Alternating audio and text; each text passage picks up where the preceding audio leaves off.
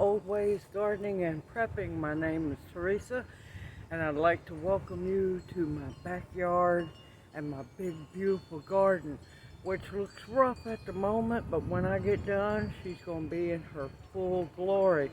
Now, as you can see, I have a big old garden. It's a little over a quarter of an acre. My rows are 90 feet long, well, a little over 90 feet long, about 93, 94, depends on which row. And what I'm going to be doing is revamping her, bringing her back to her full glory, and doing a whole lot of work. Now this row of fencing here, I'm going to have to take it down because this section, the Malabar spinach just destroyed it last year. That Malabar spinach went crazy. I'm hoping that it does the same this year, but not as wild on my fence. But I already have the fencing for that. One day I'll be able to afford cattle panels, and Lordy, that's going to be a lot of cattle panels. So some way, somehow it'll happen eventually.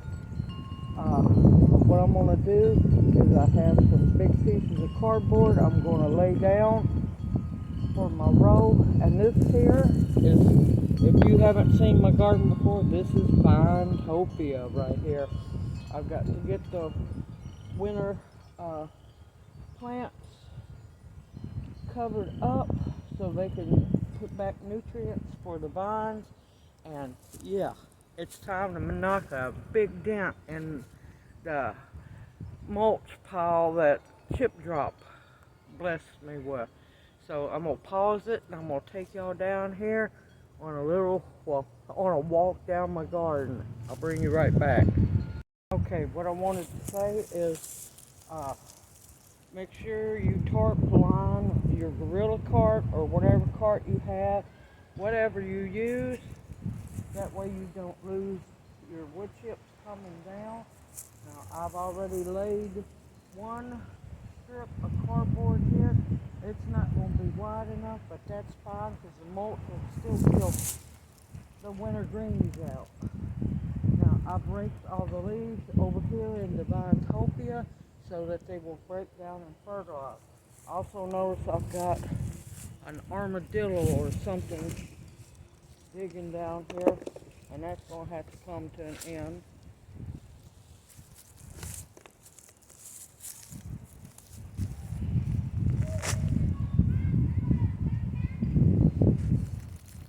All you do,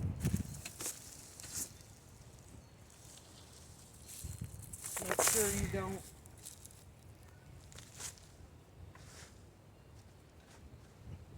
poke a hole in your tarp, but you just keep on keeping on.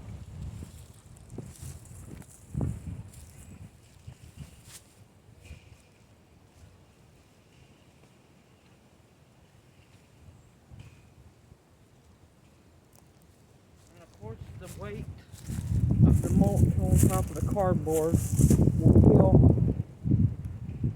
the greens that are growing. And I'm going to leave just a big enough strip to run my fence row down.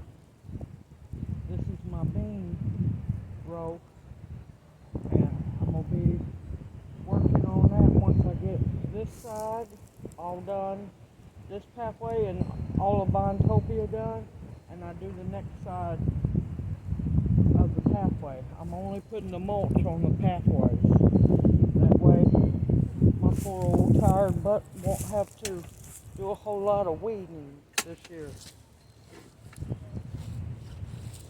And yes, people, this is what you call sweat equity.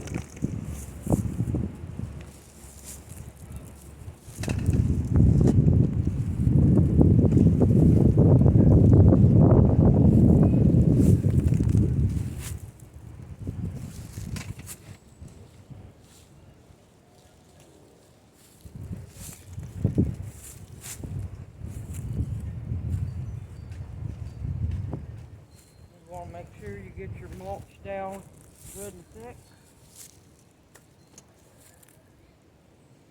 so that when the rain comes it won't wash it away, because I'm kind of at a slight downhill slope. You'll just take your cardboard.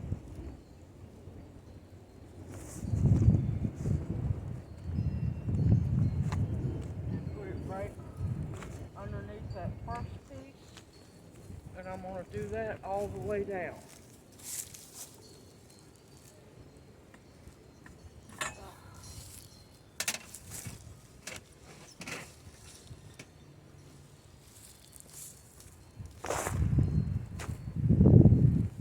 You're going to want to get enough of the mulch on there to make sure that the cardboard's weighted down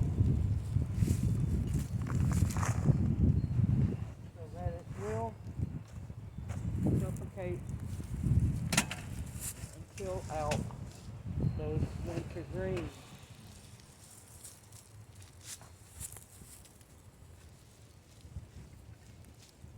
Now what I'll do is I'll take my garden rake, not a leaf rake. Let me get it.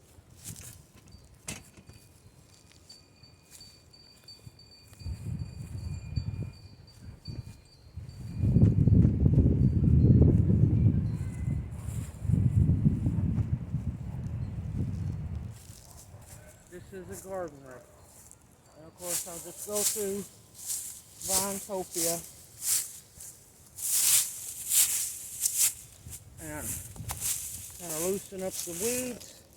Well, they're not weeds to me, a lot of them's medicinal plants, but I've got to get this done because it won't be long before it's planting season. And I'll just go through, pull them up, agitate them, and then cover them up with the mulch. And I'm going to keep going, work my way up. Because let me tell you, you want to work from the back going up because it's a whole lot easier on you. And another good thing about using a tarp in your cart, once you get down low, it's not quite low enough yet, but once I get down lower, then all I have to do is pull the whole tarp up, carry it wherever I need to go, and dump it, and then go get another load. Alright, I'll bring you back after a while. Well, my tail is tired. I'm calling it a day. I got about 3 good hours of work. 10 of those cart loads of wood mulch, and it's looking pretty good. About a third of the way up. Looking good. I've recovered some of my hills.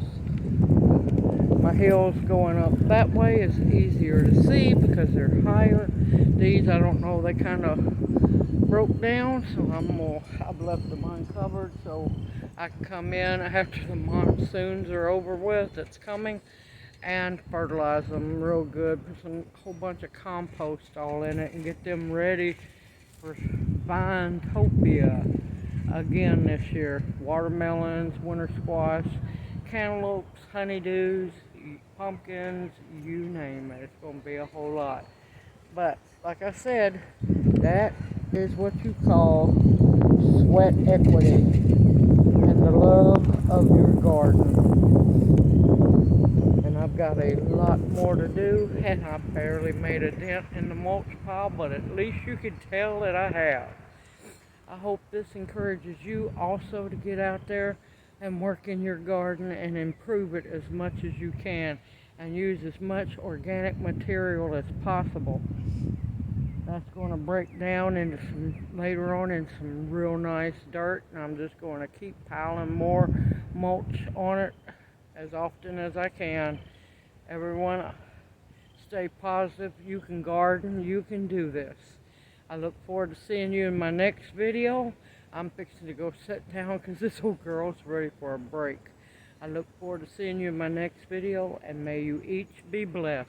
Take care, everyone.